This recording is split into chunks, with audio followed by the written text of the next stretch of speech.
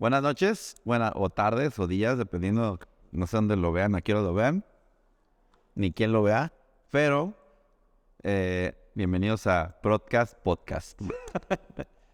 O Podcast. Está bueno. Este es el tercer intento.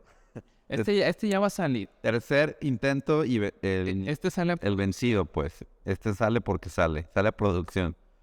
Posiblemente podemos sacar algunas partecitas o clips de los otros experimentos que hicimos, que fueron fallidos. En uno ni siquiera grabamos audio. Pero está chido, porque es iteración de un producto. Aunque creo que cometimos un error básico ahí, no sacarlo antes. Pero bueno, ya entraremos en temas de producto. Pero a ver, vamos empezando, mi Rafita. Bueno, les presento a Rafita para empezar. Rafa lo conocí hace, como que nos conocimos hace 7, 8 años. 7 años. Y a Rafa lo conocí en Silicon Valley. Y Rafa tenía una startup, pero pues Rafa tiene un chorro de experiencia creando producto, haciendo diferentes cosas en el mundo de tecnología.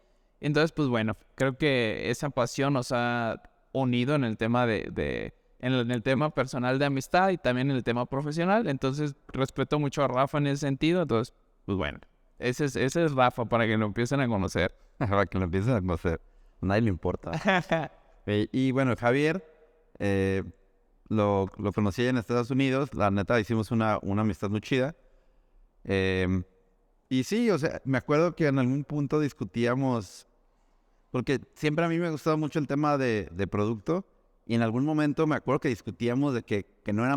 Si tú me decías que no era importante el producto, que el marketing era lo importante, y discutíamos, pues. Pero, y bueno, y ahora creo que... Yo cambié. Cambiaste. Yo cambié. Sí, yo para mí era más importante la venta, pero creo que sí, en la balanza, o sea, aunque las dos son importantes, yo creo que sí se inclina un poquito más hacia producto. Y bueno, Javier tiene también mucha experiencia, principalmente con su producto actual, Avena, que es la app de nutrición más grande de México, número 1 en México, por lo menos en la App Store. Para nutriólogos. Es una herramienta para nutriólogos. Y bueno, o sea, creo que es un caso de éxito en México sin duda. Y está súper interesante también escuchar la perspectiva de él desde su experiencia del día a día, que en algún punto nos va a estar compartiendo en detalle de lo que hacen y cómo lo hacen. Ya platicaremos de Avena. A lo mejor podemos dedicar una serie de episodios avenísticos. Pero bueno, ya nos presentamos. ¿Qué sigue, Javier? Platícanos. Pues parte también de por qué queremos hacer este podcast. Principalmente, una de las cosas que creo que nos motiva a ambos o lo que nos une es el tema de cómo a través de un producto puedes llegar a las personas y sobre todo cómo puedes crecer un negocio a través de un producto. Sobre todo, crecerlo de una manera sustentable. ¿Por qué? ¿Por qué hablar de producto y no de otra cosa? Lo que a mí me encantaría poder compartirles es las ventas, como pues, ahorita dijimos, ¿no? Las ventas pues sí son importantes, pero definitivamente cuando no tienes, por ejemplo, el dinero para invertir en marketing o cuando de pronto pues no conoces a un político, no tienes un tío rico que te puede invertir, pues al final lo que sí puedes hacer es crear un producto y creo que ahí lo que hablábamos hace un ratito. Partes del mismo, sí, o sea, mismo punto todo. No importa que tu nombre sea Rafael Slim o no importa que seas millonario, al final de cuentas el dinero por sí solo no hace productos exitosos. Lo que hace productos exitosos es la gente, y creo que en Latinoamérica, y eso es parte de lo que vivimos en Estados Unidos, que en Latinoamérica no hay mucha gente que sepa realmente cómo hacer un producto. Yo creo que sí hay. Definitivamente creo que se habla mucho menos en producto en México y en Latinoamérica que en Estados Unidos. Pero yo creo que sí hay gente que es buena o por lo menos tiene potencial. Poquito. Sí. Nosotros nos toca tratar de reclutar gente que sepa de producto. Lo que sí está pasando es que están creciendo más startups en México y en Latinoamérica está habiendo más capital.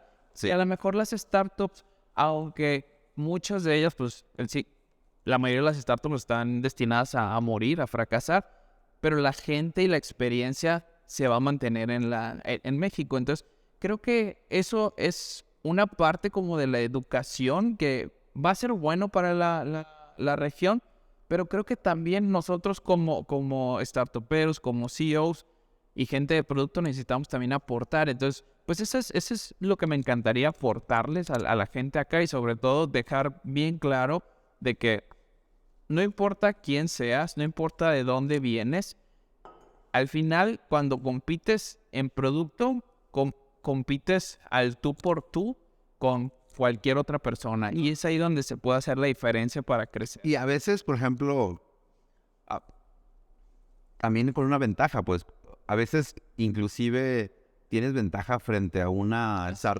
empresa como un Google, como un Facebook, que ellos tienen como en sus productos abarcado, que inclusive pueden generar como una especie de miopía, ¿no? Y se pueden perder en tanta burocracia y en pues en tanto caos, que usualmente son cualquier empresa de ese tipo. Y como startup o como equipo pequeño haciendo producto, puedes enfocarte súper profundamente y puedes ir a hablar con los clientes al tú por tú, con los usuarios y escucharlos y aprender de ellos y puedes vivir el problema al punto de entenderlo a un nivel que una empresa grande ni siquiera lo hace, ¿no? Y a veces te da inclusive una ventaja. Y en tu caso, o sea, tú porque, o sea, yo sé que siempre has sido fanático de crear producto y de hecho fue tu idea que hiciéramos este podcast, pero ¿qué es lo que te gustaría, o sea, cuál es tu visión de este podcast o de lo que quieres lograr impactar con este producto que es el podcast en 5 años o en No, o sea, 10 años? para mí algo importante como diferenciar es ¿por qué escucharían este podcast y no el de YC, ¿no? No somos Michael Siebel, ¿no? O cualquiera de la gente hablando en YC. Definitivamente no estamos todavía en ese nivel, todavía.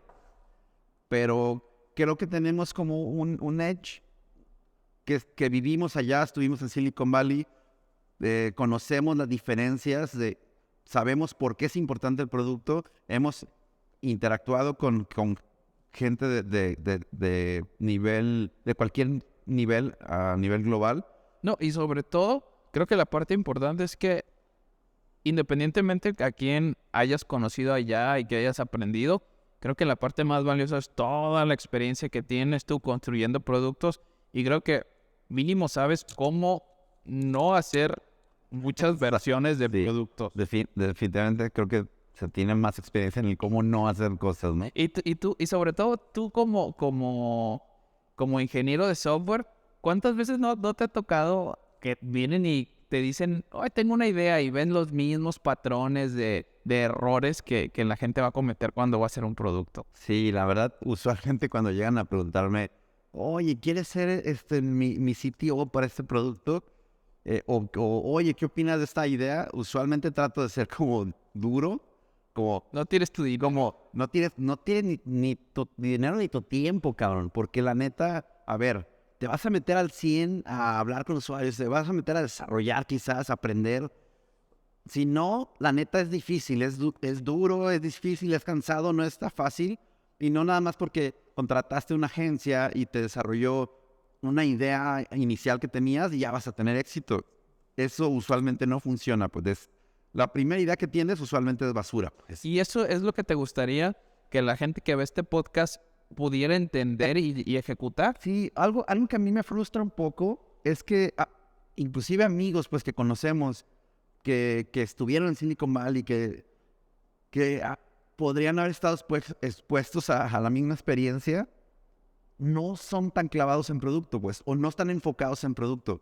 Y a mí me saca de onda cómo en México no se habla tanto del tema de producto al nivel en Estados Unidos, pues, o por lo menos en Silicon Valley, de saber por qué la retención es importante, saber cómo, los métricos, saber hablar con usuarios, cómo hablar con usuarios. Sí, no es como que hagas que alguien te programe tu aplicación y ya éxito total, ¿no? Como que aquí en México sí hay una visión distinta de cómo hacer producto o cómo hacer startup, ¿no? O cómo hacer una empresa. Y usualmente se ve como el producto es algo importante y es la propuesta de valor y pero no hay como... El enfoque 100% no es al producto. Inclusive tú comentabas, o sea, en México creo que se enfocan más a la venta, ¿no? Y todo el mundo habla vender y si no vendes no creces. Y es cierto, la venta es importante, pero de nada te sirve vender si no tienes un producto bueno, porque si vendes y eres bueno vendiendo con un producto malo, no vas a tener retención. Y si no tienes retención, no creces. O vas a crecer ficticiamente con números de vanidad, ¿no? Sí. Bueno, que ya hablaremos. Que tenemos ahí buenas experiencias con eso. Hablaremos como nuestros casos particulares y aventuras, experiencias y Entonces, golpizas, ¿no? entonces, en resumen, tu visión de podcast, ¿qué es lo que te gustaría Mi visión que la gente que está acá supiera? O sea, ¿qué es lo que espera de ti? Lo que a mí me gustaría es tratar de hacer ver a más gente por qué el producto es importante. Sí.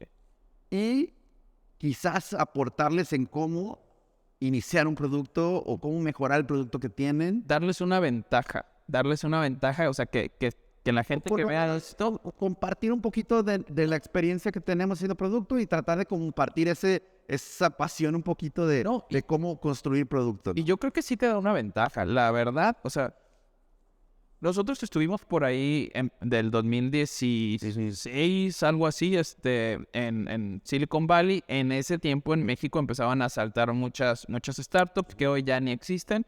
Pero parte de lo que creo que por qué las que siguen ahorita operando, no siguen operando porque pues simplemente les haya sobrado dinero, tengan más dinero de sus inversiones, sino es porque tuvieron cierto enfoque en trabajar en el producto, en ver que el producto que estaban usando, que la gente sí lo quiera utilizar y quiera pagar por ello, pero convencidos de que el producto les va a servir para algo y no porque sean muy buenos vendiendo y ya, pues, puedes vender la primera vez, pero ya la segunda o la tercera vez ya tiene que apalancarse de un buen producto. Entonces, esa es la diferencia de crecer o quedarse ahí. Sí. Que, a ver, una pregunta. De repente, la primera vez que yo escuché producto, la palabra producto, como que yo me imaginaba una caja, como algo Microsoft, algo probado los discos. Ni siquiera, o sea, como unos tenis o algo físico. Me costó mucho trabajo en mi cabeza visualizar un software tal cual como un producto y me costaba hasta trabajo relacionar la palabra producto con software. Como que producto lo pensaba como algo físico, un bien físico. Y al final, bueno, cada vez digitalmente también han salido productos que interactuamos en el día a día y la mayoría de la gente te aseguro que no lo ve como un producto, lo ve como, es que uso Facebook, es que uso una plataforma o uso Instagram. Y no se dan cuenta que están consumiendo un producto en el día a día, ¿no? ¿Qué para ti... ¿Qué es un producto? ¿O qué es lo que abarca un producto? ¿O qué es lo que podríamos estar tocando? ¿Qué vamos a estar tocando como producto? ¿O qué nos referimos como producto aquí en el podcast? Para mí, cualquier cosa que resuelva un problema, ya sea un problema llamado real, ¿no? De que es muy claro de necesito vender esto, entonces lo voy a vender a través de una plataforma, necesito algo para mandar mensajes, necesito algo para mandar emails, o sea, todos esos son productos que responden a problemas específicos. Entonces, eso para mí es un producto, algo que se hizo para responder a una necesidad o a un problema, ya sea un entretenimiento o un problema real, pero cualquier cosa que responda a una necesidad. Y ahí es donde yo creo que también el hacer producto, mucha gente hace productos que pues no responden a ninguna necesidad y eso es el fracaso. Entonces, sí, claro, un producto siempre debe responder a una necesidad. Ok, para que un producto sea exitoso tiene que haber un problema, que un grupo de personas suficientemente grande, suficientemente grande, le sirva, ¿no? No diría que... O lo use o lo compre. Sí, o sea, debe de haber alguien que tenga el problema. Ya si es chiquito, pues tu producto no va a ser multibillion dollar company, pero pues de preferencia que sea grande. Pero sí, tiene que existir esa variable de problema. Si no, o una necesidad. Alguien tiene que estar dispuesto a usarlo. Porque al final, o sea, cualquier cosa que te den, o sea, tú tienes que invertir ya sea tiempo o dinero. Entonces, si no te interesa por invertirle tiempo o no te interesa por invertirle dinero, entonces, pues le falta esa parte de producto que nunca va a despegar. Entonces, para mí esa sería como la definición de producto. Algo que estás diseñando para que un sector lo utilice. Digo, y algo importante, creo que sería bueno diferenciar o identificar, es que un producto no necesariamente es bueno per se, ¿no? O sea, ¿cómo o cuál es el objetivo principal de un producto? Y ahí te va. Para mí es resolver algo. Pero ¿y cómo lo mides? Bueno, ahí viene el término de product market fit, ¿no? Entonces, ese es como yo creo que es el primer objetivo de un producto, llegar al product market fit. Y es lo más difícil. Y todo el mundo habla del product market fit, y también mucha gente no sabe cómo identificar si tienes el product market fit o no. ¿Qué es el product market fit? Pues es que el producto que tienes haga fit con tu mercado o con un grupo de personas. ¿Y ¿Cuál se ve en la realidad? ¿Cómo se ve en la realidad? ¿Tú qué opinas? En mi experiencia, o sea, existe la teoría, ¿no? No, que puedes preguntarle a la gente y si la gente te dice que sí es indispensable, pues bueno, vas por buen camino. Pero en mi experiencia, puedes tener un producto que la gente sí compre, pero el producto les puede no resolver el problema, sí te lo pagaron. Entonces ahí creo que un producto falla cuando no cumple la necesidad o no cumple el objetivo para el cual fue diseñado. Entonces, si tú quieres crear un producto para X cosa, ok, revisas si resuelves esa X cosa. Si estás resolviendo Y cosa o lo estás resolviendo a medias, entonces tu producto no es suficientemente bueno. Entonces ahí es donde creo que falla. Y normalmente te das cuenta, y uno como gente de producto, como founder, siempre lo hueles y sabes internamente cuando alguien te busca. Normalmente cuando a alguien sí le gusta tu producto, busca la manera de que todas las deficiencias que tengan las resuelvan. Te buscan a la hora que sea, te hablan por teléfono, te mandan WhatsApp. Y cuando haces un producto que no tiene un product market fit o que la gente no necesita, hay esa indiferencia, hay ese silencio. Y yo creo que ese es el indicador más fuerte de cuando no has logrado que alguien sí quiera tu producto. Y también, antes de terminar esto, también creo que hay niveles de qué tanto gusta tu producto y qué tanto no. Porque normalmente el mercado cambia. Entonces, en el 2016, 2014, pues Uber era como un boom. Pero ahorita ya Uber se ha modificado el mercado, la competencia. Entonces, Uber tiene que, pues ya no tiene esa ventaja que tenía antes. O ese wow factor. Ajá. Entonces era, wow, llegó un carro. Ajá.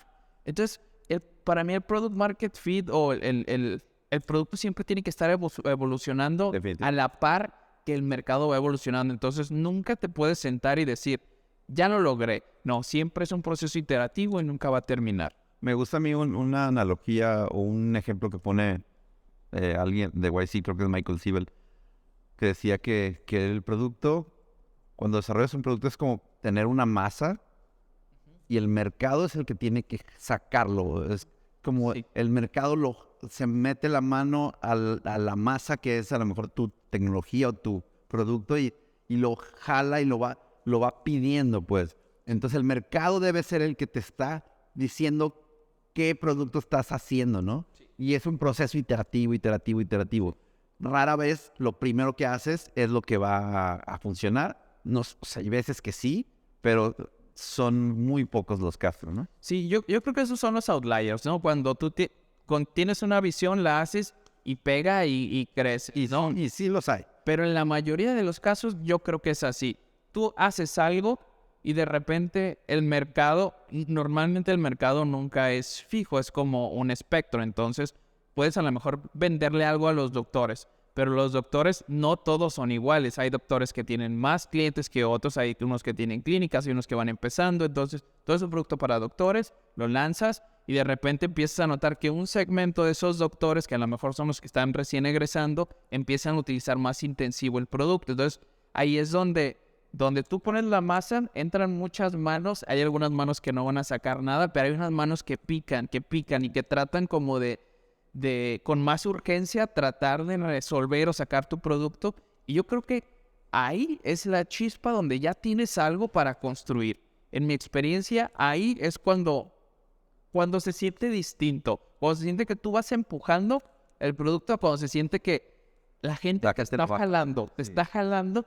Y bueno, pues también una de las cosas que se siente mucho ahí es cuando te empiezan a pagar. Te empiezan a pagar y las ventas se vuelven más fáciles. Para mí, ¿sabes cuál es el punto más importante para definir si el producto tiene éxito o no? La retención. Sí, yo creo que ese es el factor más importante.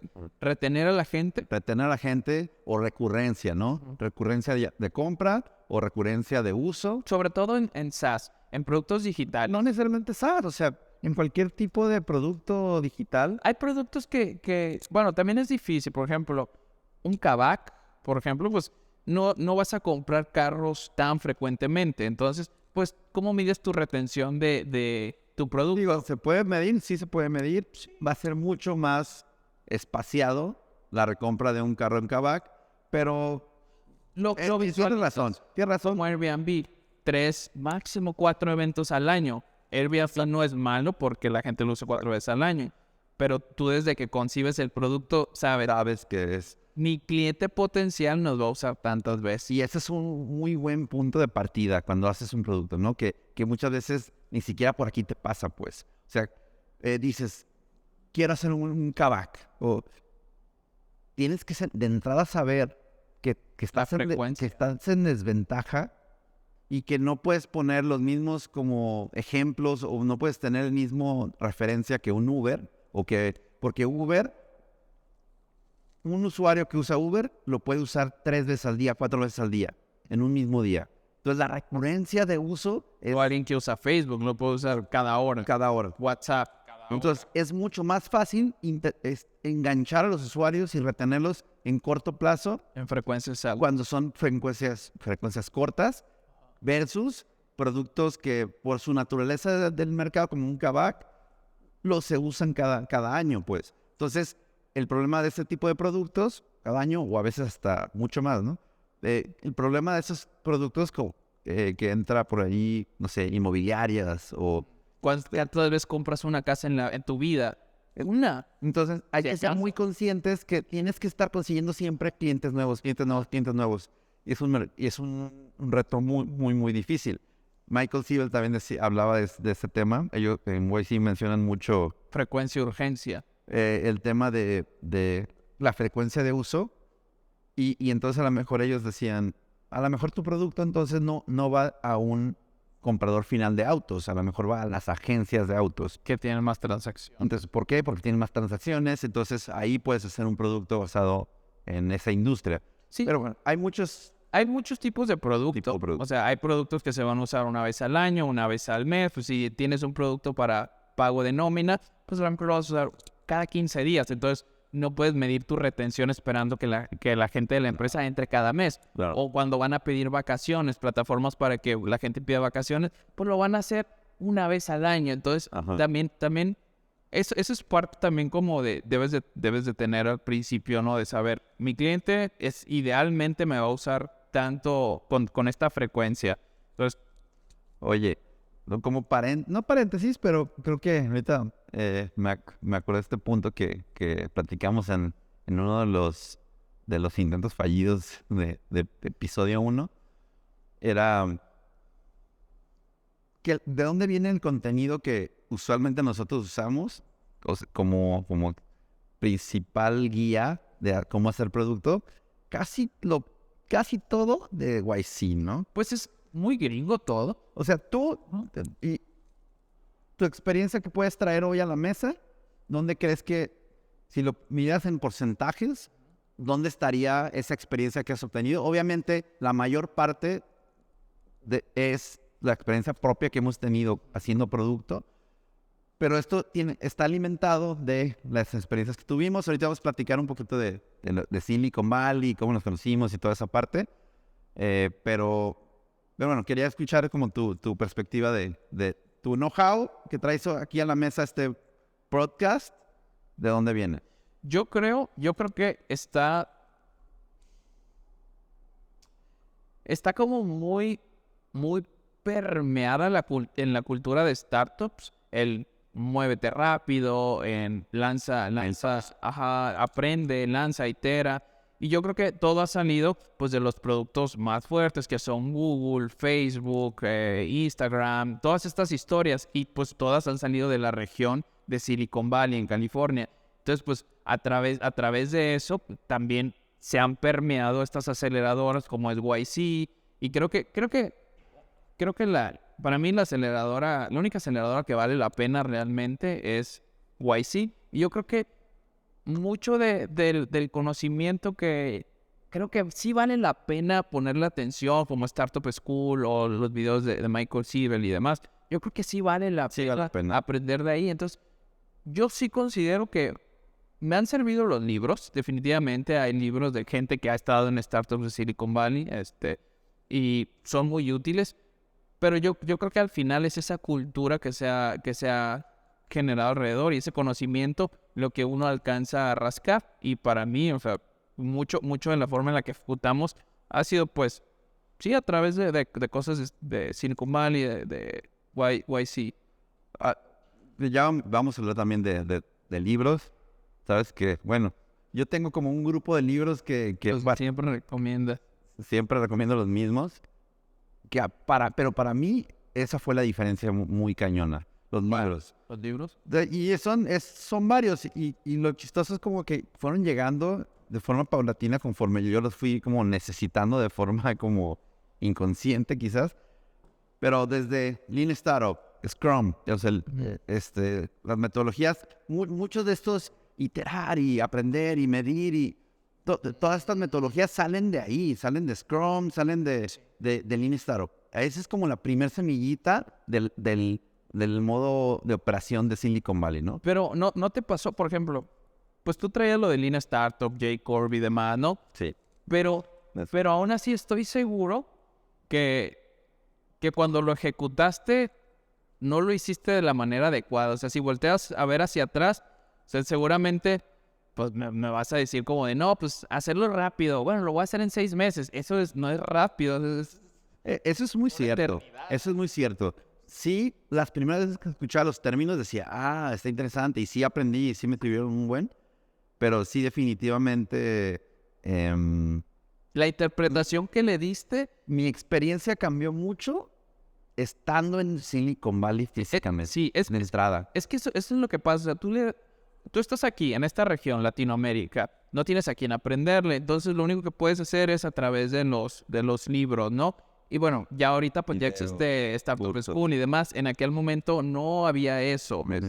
Entonces, pues tú haces o interpretas como tú sabes, pero una vez que ya empiezas a tener ese mentorship o hablas con alguien y hay estos puntos en común y ellos ya pasaron por ahí, es cuando te empiezan a aportar y te empieza a hacer más sentido eso que leíste. Y creo que parte también de lo que nosotros estamos intentando hacer aquí en Podcast es eso, de lo que hemos aprendido. Si a lo mejor alguien ya está involucrado en hacer producto, pues a lo mejor podemos cambiar un poquito el paradigma o pulirlo un poquito más a través de pues, las experiencias que tenemos.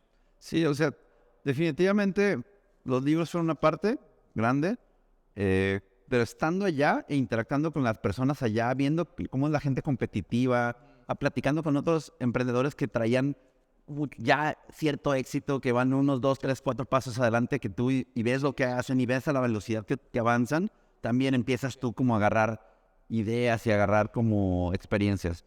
Un buen de gente, algo que se me hace muy chido de Silicon Valley, que la gente está muy dispuesta a sentarse a hablar contigo y darte como feedback rápido.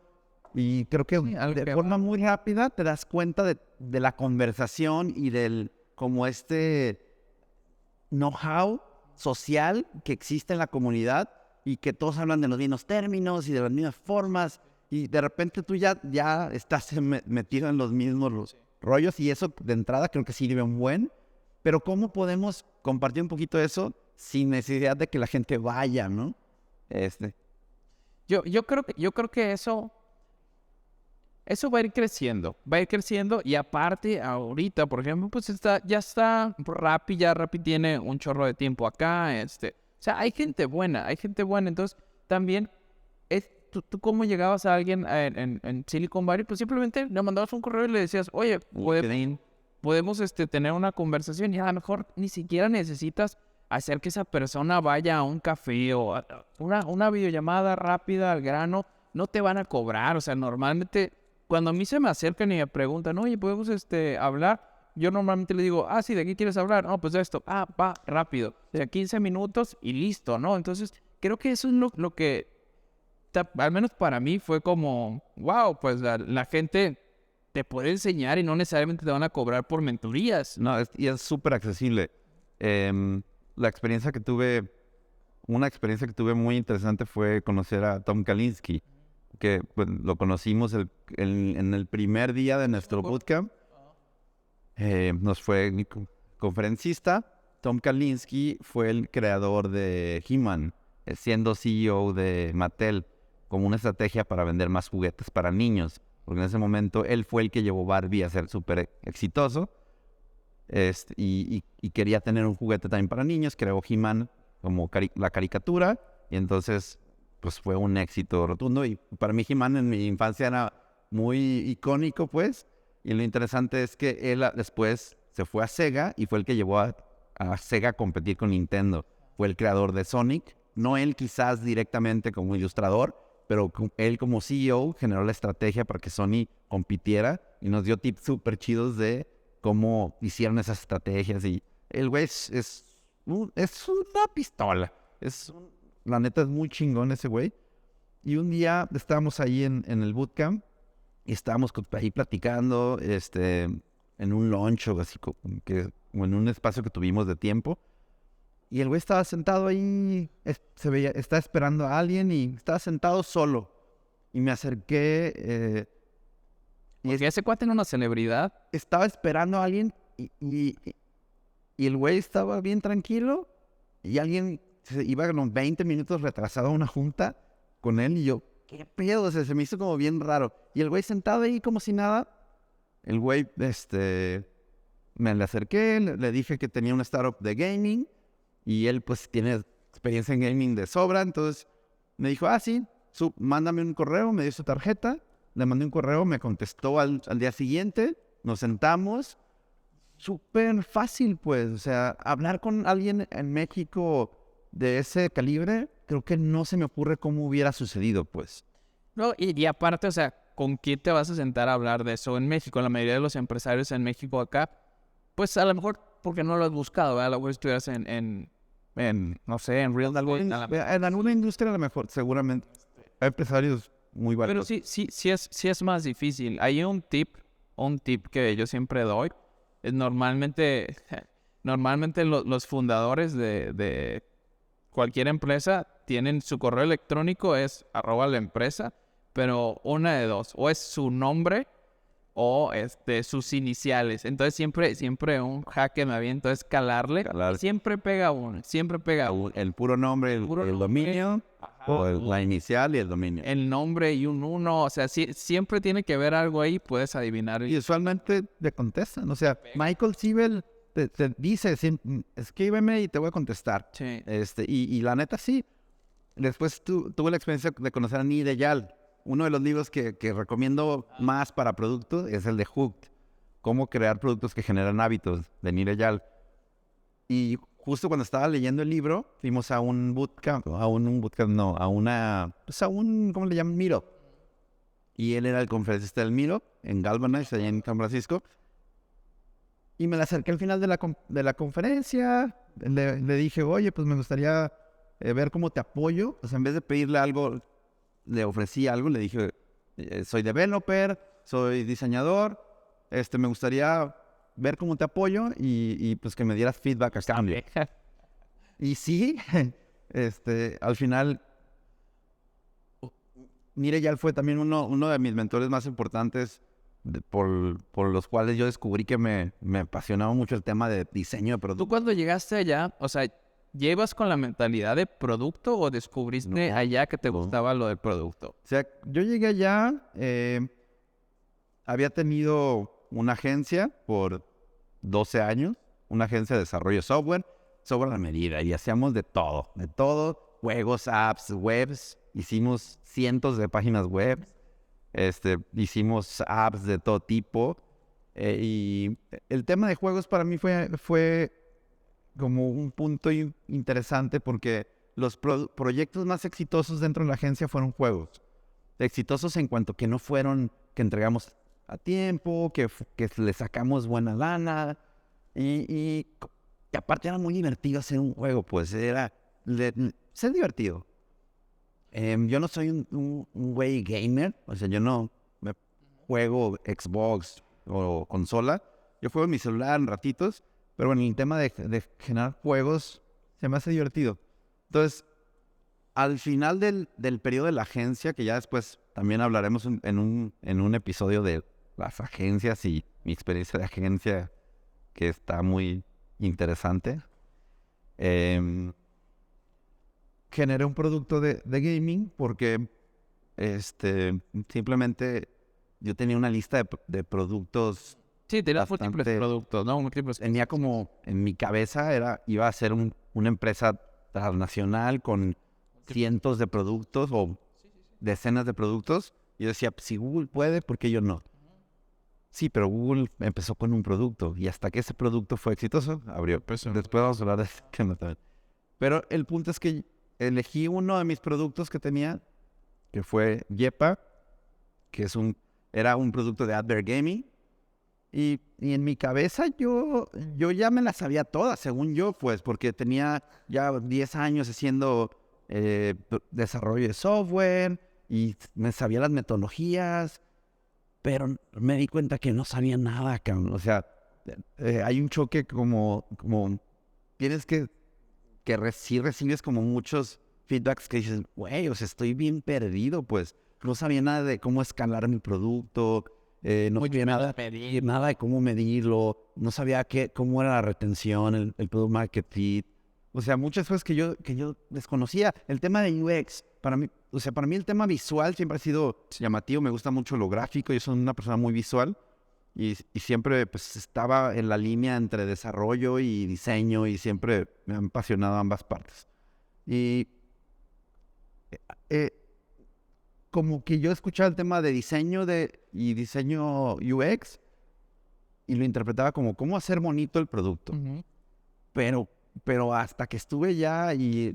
Pero ahí, paréntesis, o sea, se ha ido profesionalizando el tema de UX. Ha cambiado mucho. O sea, Sí. de ese tiempo ahora, o sea, ahora sí existe más especialización, UX writer, UX esto, UX aquello, o sea, existen más roles de UX. Sí. En ese tiempo sí el UX se percibía como interfaces usables, pero más Siempre es muy ambiguo. a bonito. Siempre es muy ambiguo. Sí, obviamente es un concepto nuevo, del 20 años quizás para acá. Siempre ha existido la ejecución del UX, la experiencia del usuario, pero al final no le llamábamos así, ¿no? Le llamabas diseño de interfaz y era parte de la ingeniería de software y no sé. El punto es que siempre lo había hecho, que inclusive en mi agencia hacía el UX todos los días. No le llamábamos así, pues era como era el proceso de diseño para hacer el software. Pues. Pero ¿en qué momento te diste cuenta como de la importancia del producto? Porque yo sí me acuerdo de cuando yo me di cuenta de eso. Pero tú ¿en qué momento como que lo internalizaste? No sé, o sea, no tengo un momento específico. Me acuerdo muy bien que la charla de Nir Eyal fue como, pues, como el libro y esa charla para mí fue como, ahora entiendo que habla mucho de la psicología, la neurociencia y cómo al final un producto es una herramienta para influenciar a las personas de manera psicológica y cómo las personas tienen patrones psicológicos y biológicos, fisiológicos muy intrínsecos que si los conoces puedes influenciar bueno, después está la ética alrededor de eso, pero yo creo que ahí es donde yo descubrí como lo importante que era el diseño de producto, aun cuando para mí siempre fue parte importante, ¿no? Que un producto estuviera bonito, estuviera chido, estuviera... Simplemente no sabía cómo medirlo y como todo lo demás, ¿no? Porque yo cuando estuve allá, o sea, si pienso hacia atrás, Ajá. la verdad, o sea, yo estando allá, mi enfoque era crecer Avena, multibillion dollar company y buscar inversión. O sea, mi chip era Inversión. bajar inversión, ¿no? Sí, Vender. Y la forma y de... así nos la vendieron también, ¿no? Sí, sí, sí. Todo el mundo hablaba de, vas a llegar allá, En la calle, ¿no? vas a... Sí, bueno, Sí. una cosa es que te inviertan. Y que vas a llegar a un café y te van a escuchar hablando de tu startup y te van a llegar a invertir, ¿no? Que eso es otro boleto. Pero yo recuerdo que yo iba con esa mentalidad y yo tardé un rato y recuerdo ¿Tardaste en qué? en darme cuenta que el enfoque o sea, para poder crecer la startup no iba por ahí. O sea, yo sí hasta cierto punto hasta despreciaba un poco el hecho de que Yo me acuerdo. sí hago producto, pero para mí era secundario. Mi rol era vender y vender millones de suscripciones y ese era mi rollo, ¿no? Pero me empecé a dar cuenta con el primer producto porque habían venido cambiando en muchos sentidos, pero recuerdo mucho que, pues sí, en algún punto nos hicimos muy buenos para vender, entonces vendíamos y empezamos a crecer y de repente métele más marketing, entonces empezamos a cargar mucho el negocio y en ese momento se sentía bien porque el negocio iba creciendo, pero conforme iba creciendo yo empezaba a ver que cancelaciones.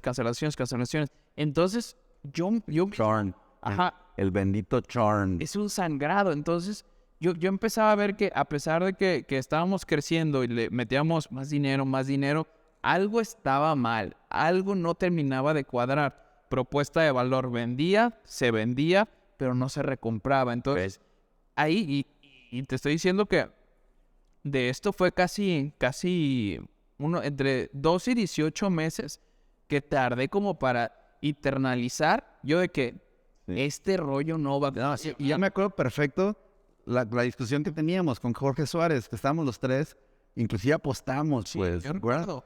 Y yo les decía, es que el producto le tienes que enfocar en producto porque si no vas a vender, pero se te van a caer los usuarios y no te sirve nada, pues. Están nada más necesitando conseguir usuarios nuevos y llega un punto que se los acabas, pues.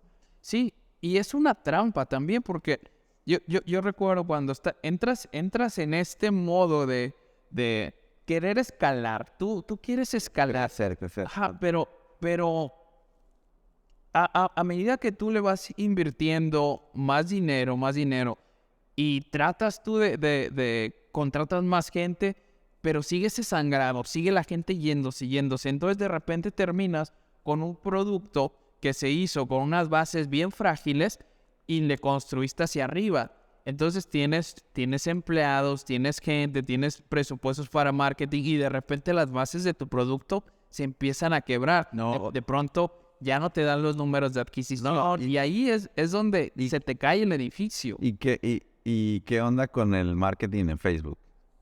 Caos. O sea, que nunca es estable es el costo de estable. adquisición. Entonces, es eso. O sea, tú empiezas a construir sobre estas bases frágiles. Entonces, si alguna de las variables, si de repente el costo de la gente sube, el costo de la adquisición sube, pues ya no va a funcionar tu modelo. Entonces, ¿cómo le vas a hacer para sobrevivir con un producto que se te está cayendo a pedazos, que la gente no lo está recomprando, que ya no puedes conseguir nuevos clientes y ya traes toda esta responsabilidad de nómina, tu presupuesto que tú asignabas a marketing cada vez era mayor?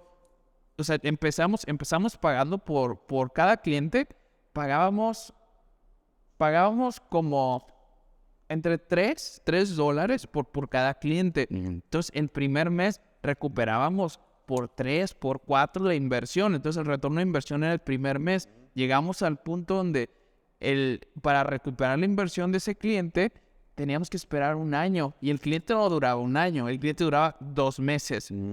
Y a lo mucho. Entonces, ahí es donde yo me di cuenta que la verdad no tiene sentido intentar crecer cuando tu producto es frágil No retiene. y no retiene. Entonces, ahí yo creo que mi mente cambió y ahí me di cuenta de que como founder, mi responsabilidad es meterme al producto, hablar con los clientes y revisar que cliente y producto se encuentren para que el negocio, o sea, de ahí es como mi termómetro para saber si seguimos invirtiendo en crecimiento o no estamos en el momento de acelerarle. Porque como CEO, como founder, o sea, tú llevas el pie en el acelerador. Entonces, aunque tengas más gasolina, tú sabes, no puedo acelerar porque se me va a desvielar esto. Entonces, ahí fue donde yo me di cuenta y ahí empezamos a hacer iteraciones del producto y ahí fue donde Avena empezó a cambiar y a cambiar mucho. O sea, sí, para lo que hemos hecho ahorita, hemos pasado por varias versiones de producto, hemos cambiado el cliente, entonces... Sí, ya hablaremos de Avena como en profundidad. Sí, en profundidad. pero bueno, en resumen, ahí yo me di cuenta de la importancia del producto, y ahí es donde yo ya me empecé a apalancar con gente pues que por lo menos me dé su opinión respecto a lo que se está haciendo. Oye, Javier, para cubrir los temas que traíamos para hoy, porque de repente otra vez Nos vamos al punto. está chido porque creo que estamos hablando de producto, qué es producto, por qué es importante el producto y qué es un poquito de la experiencia que vamos a traer al podcast. De hecho, si tienen algún tema que quieran que hablemos, que tal vez sí ya lo vivimos, pues ahí lo ponen en algún comentario o algo. Porque este es un producto también. Sí, al final este es un producto. Y a lo mejor quien nos ve va a ser alguien con experiencia en marketing, a lo mejor alguien con experiencia en desarrollo, a lo mejor un PM. Entonces ahí se empezará como a... ¿A quién va dirigido? Founder, Yo creo que founders, marqueteros, gente de ingenieros, managers. product managers, y diseñadores de producto. Y sobre todo, fíjate que en Avena, o sea, somos un equipo de múltiples personas y cada quien tiene roles distintos, pero al final todos trabajamos en el mismo producto. Entonces yo creo que este podcast va orientado sobre todo a la gente que quiere como experimentar más o meterse más en el rollo de producto, porque también puede ser gente de soporte, o sea... Pero ¿qué pasa con la gente que a lo mejor no sabe o no se da cuenta que el producto es importante? O sea, ¿cómo los engancharías para que se interesen en el podcast? Yo creo que hay gente que no se va a interesar en producto y o por pasión o porque simplemente no les interesa. Sí. No se va a interesar en el producto. Por lo tanto van a tener startups balines. De hecho, No. de hecho, me preocuparía mucho que esa gente que no le interesa el producto haga una startup, porque si de por sí la gente que sí hace producto, el rate de éxito es bajísimo, yo creo que las startups están súper destinadas a fracasar. Pero lo que sí creo es que ahorita en Latinoamérica estamos creciendo mucho el tema de nuevas startups y estas startups van a necesitar nuevo talento, entonces normalmente los salarios también en la industria tech son más altos. Entonces, quien esté interesado en aprender el producto, hay muchas vacantes. Eso es un buen motivador.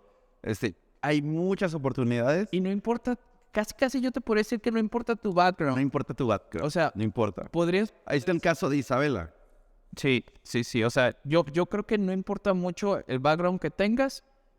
Si te interesan, te metes y vas a aprender, porque al final creo que ahorita en Latinoamérica todos están como, hay unos más avanzados que otros, pero todos están en la línea, o sea, necesitamos más talento, más gente que quiera aprender. Yo creo que este podcast es para gente que quiera involucrarse en tech. Sí. ¿Cómo llegaste a Silicon Valley? Nos conocimos en Silicon Valley. ¿Cómo llegaste a ese punto? O sea, ¿qué pasó? Yo me acuerdo que, bueno, fue a través de Valero. Valero fueron los inversionistas que nos llevaron para allá, Ángel y Fer. Y la verdad es que, pues yo siempre lo he dicho, para mí fue un antes y un después. Esa como la experiencia de mis mejores amigos también los conocí en este viaje. Aprendí muchísimo, muchísimo. Creo que está muy, muy valioso. Pero quiero creer que no es necesario que las personas tengan que vivir exactamente lo mismo para fin de que aprendan y que hagan. Si pueden, que lo hagan. Si pueden que lo hagan. ¿Vale la pena? Sí, sí vale la pena. El estar allá, el hablar con los founders, el hablar con inversionistas. La energía es otro pedo. Ya platicaremos también anécdotas de estar viviendo allá. Pero bueno, ¿cómo llegaste tú, Javier, a ese punto? O a esa Yo creo que fue un poco suerte y fue conectar puntos. La verdad, yo creo que sí fue bastante suerte. Por ahí había conocido a alguien unos meses antes, vi que salió en el periódico, y luego le dije, oye, ¿Cuál chino? el chino, entonces le dije, oye, pero tú no tenías nada o sea, no tenías ni siquiera una startup, ¿cómo se supone que ya te vas con tu startup? O sea, ¿qué startup? O sea, no tenías nada. Entonces me platicó qué estaba haciendo, o sea, todo fue por cosas de suerte. Y sí, fue fortuito, pero aparte también creo que esa parte, sí es indispensable y son las cosas que a lo mejor no las internalizas cuando estás haciendo una startup. Que tú simplemente tienes que tirar piedras o tienes que intentar regar tus semillas por todos lados y a lo mejor algo de ahí va a germinar. Entonces, conmigo fue suerte y muchas de las cosas en mi vida han sido así, pero creo que ese es el trabajo de un founder. Estar como hablando con la gente y eventualmente algo vas a conocer o algo te va a ayudar. Creo que inclusive nosotros dos fuimos los últimos a entrar en el batch, ¿te acuerdas? Pero de hecho creo que ya estaba cerrado el batch y dos startups no entraron por no sé qué. Y así como, de hecho, creo que se iban un jueves y el martes yo me senté con Ángel y me confirmó que sí ese mismo día para irnos el jueves. Pues una cosa así como y te vas y vas a estar meses allá y no sé qué y vas a estar viviendo allá en un departamento con 8 personas durmiendo en costales. Estuvo chido. Pero bueno, que al final yo creo que eso fue lo de menos. O sea, fue lo de menos o sea, fue mucha ayuda no tener que preocuparse por dónde vivir, por pagar las cuentas. Entonces, eso ayudó mucho. No, al tener y yo creo, un lugar. Yo creo que como founder, ahorita a lo mejor ya es otra cosa, ¿verdad? Pero si estás empezando una startup completamente desde cero, sí ayuda mucho no tener ese tipo de responsabilidades. Pues alguien que o sea, si puedes llegar a un lugar donde te puedas enfocar completamente en tu negocio, yo creo que eso ayuda más que incluso que te inviertan una cantidad pequeña. 100%. Y creo que, bueno, nosotros también vivimos la experiencia de levantar algo de lana. Y, bueno, con el mismo inversionista inclusive. Y bueno. Que no es nada parecido a lo que nos leíamos, ¿no? De cómo levantar inversión y cómo convencer inversionistas. Que tú llegas y pichas según tú y pues ya ahorita que el elevador. Que uno escucha los pitches y ves a la gente bajando inversión, dices, híjole. Pero tampoco no les vas a decir, tu producto es una basura. Pues no, ¿verdad? Pero sí. Mira, me da hasta vergüenza. Recuerdo eso con vergüenza cuando iba a pichar y que me preguntaban, ¿tienes algún otro inversionista interesado? Y yo en mi mente si le digo que tengo otro interesado, tal vez no me quiera invertir. No tengo nadie interesado. Pero lo peor que podía hacer es como de, nadie está compitiendo por mí, a nadie le importó. Yo me acuerdo que fuimos con Bismarck, también fuimos todos los del batch de Valero, la picharle a Bismarck. No manches ese pitch, pues, o sea, me da un chorro, qué bueno que no hay grabaciones, pero... Aparte fue mi primer pitch en inglés, o sea, yo decía en mi cabeza como, sí, hablo inglés y sí, no voy a decir esto y voy a pichar esto. No manches, o sea, es un reto, el lenguaje es un reto. Sí, también eso.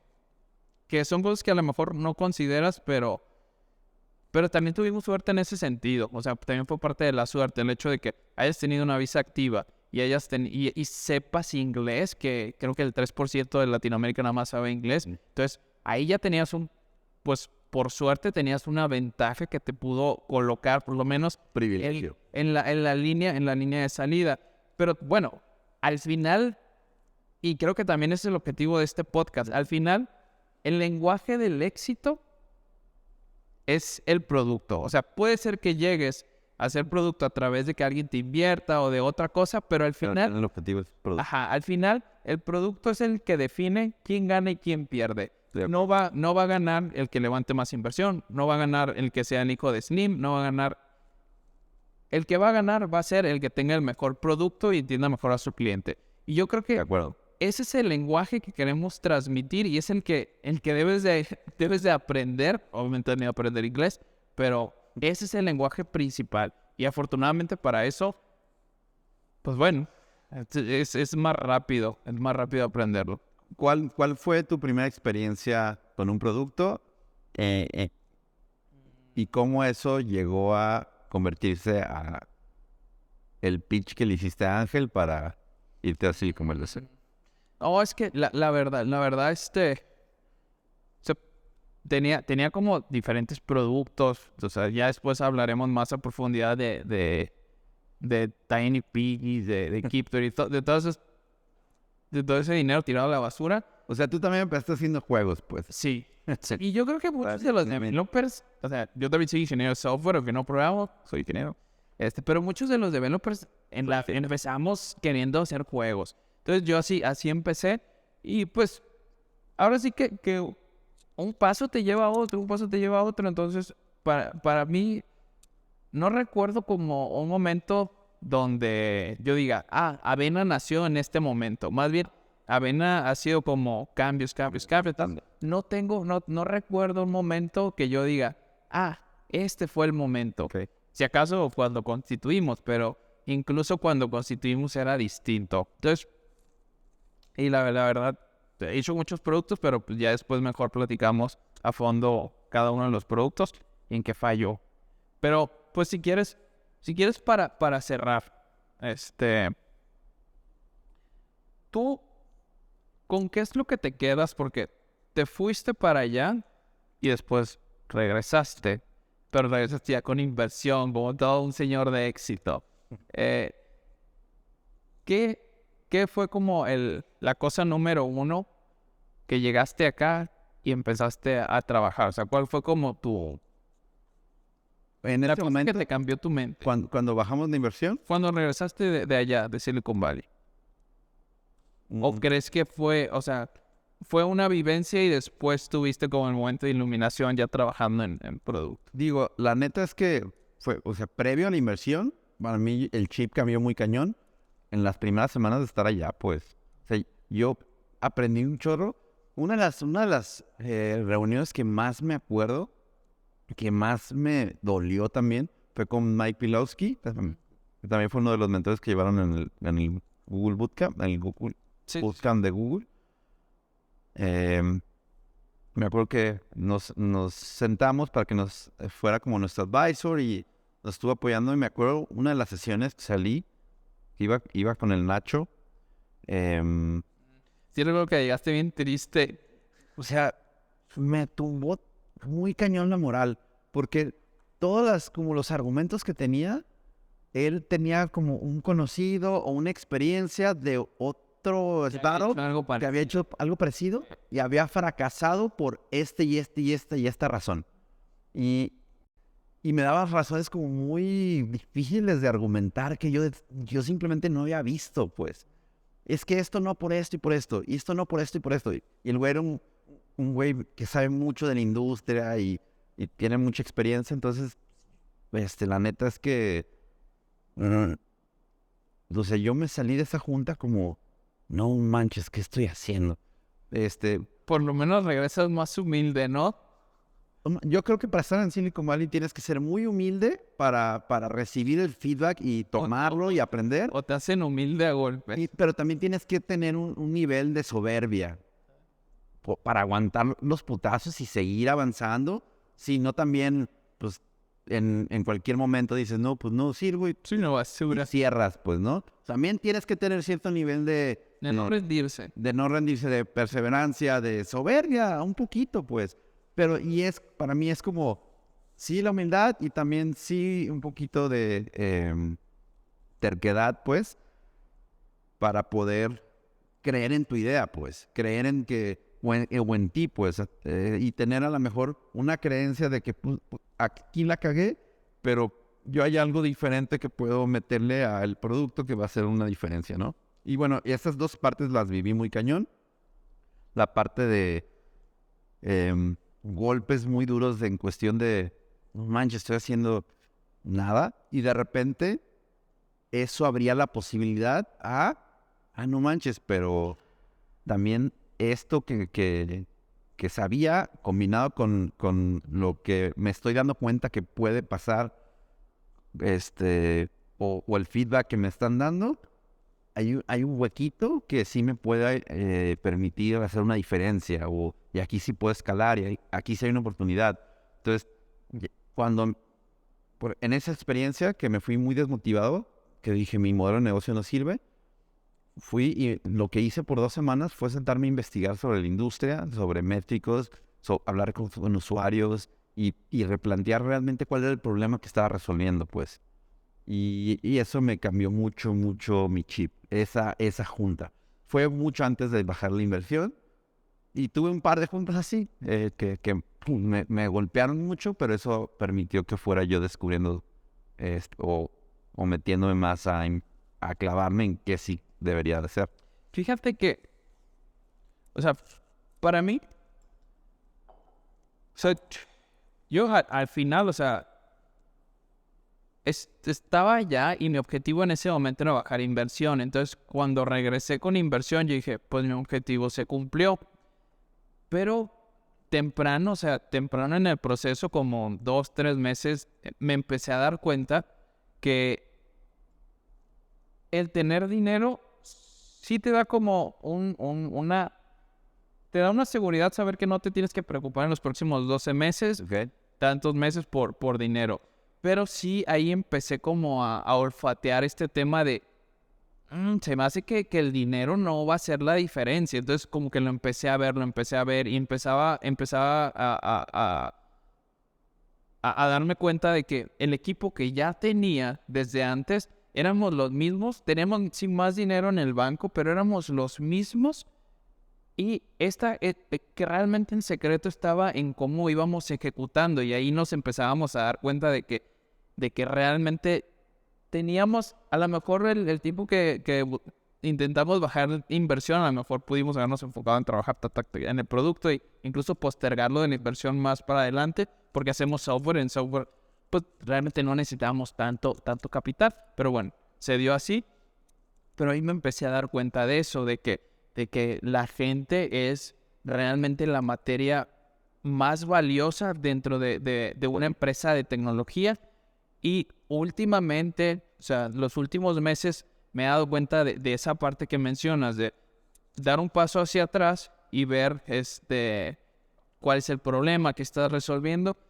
Y analizando todos los productos hacia atrás, me he dado cuenta que los productos o la cosa, o incluso los features que más han funcionado o que donde he tenido más éxito, donde hemos alcanzado un mejor resultado, ha sido en los productos o features donde nosotros mismos tenemos la necesidad y los construimos. Como que la mejor forma para mí, creo que entender el problema. si alguien está escuchando esto y está en la etapa donde no sabe ni qué hacer, a lo mejor alguien ya lo tiene, ya está más avanzado, pero creo que siempre vas a tener más probabilidades de éxito cuando intentas resolver un problema que tú mismo tienes. Tú vives. Y se nota muchísimo, o sea, no es lo mismo, o sea, te vas a ahorrar mucho tiempo en vez de intentar entender a un cliente. O sea, te vas a tardar más tratando de entender a ese cliente que si tú eres el cliente y tú vives ese problema. Entonces, O no sé, creo que también eso es una conversación para otro momento. Me acordé porque ahorita lo dijiste de como step back y revisar el problema y tu cliente.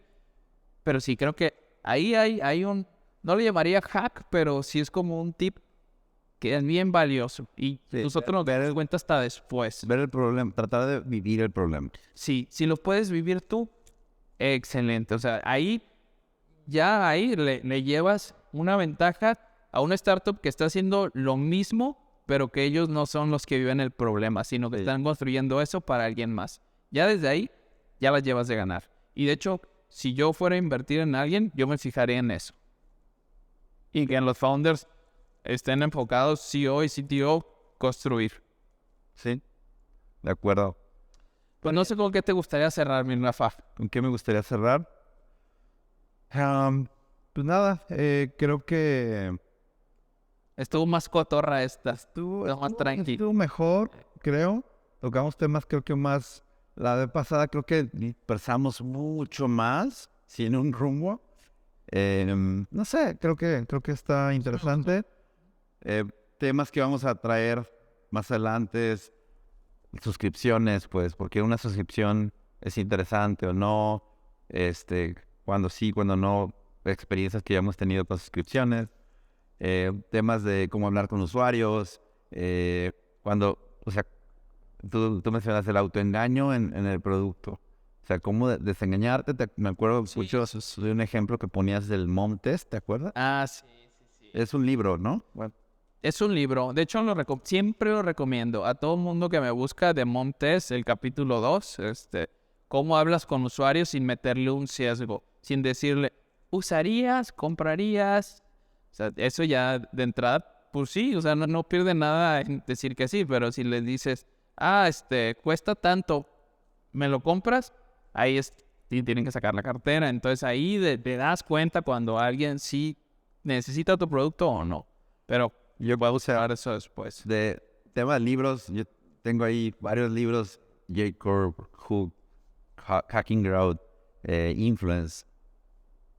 Ya después creo que un episodio de libros y por qué sirven está chido.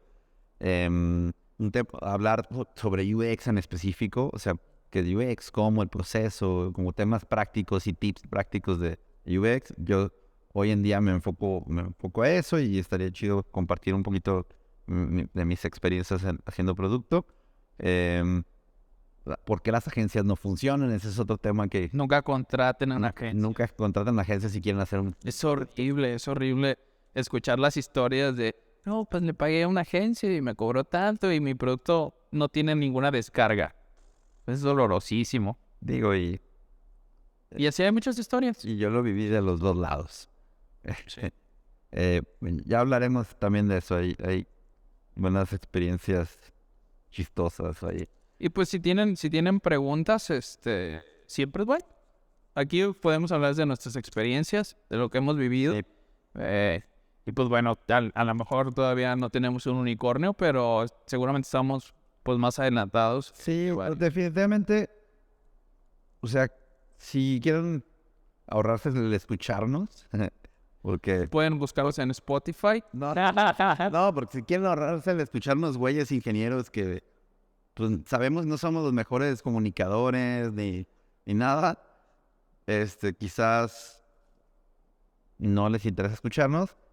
Los libros y YC tienen el contenido. Vayan a... Rásquenle ustedes. Vayan a escuchar el contenido YC. La neta está muy chido. Startup School. Y casi todo lo que vamos a estar hablando viene de los libros que platicamos y de YC. Entonces, pues bueno, si quieren ahorrarse el mal trago de escuchar a este cabrón, yo lo tengo que escuchar porque pues vamos a estar aquí experimentando con esto, pero bueno. Está bueno. Pues listo. Que tengan bonita noche. Puede ser tarde, güey. No. Bonito día. Que tengan buena vida, ¿no? Buena vida. Buen éxito. Éxito. Tengan éxito en sus productos. Éxito en sus productos.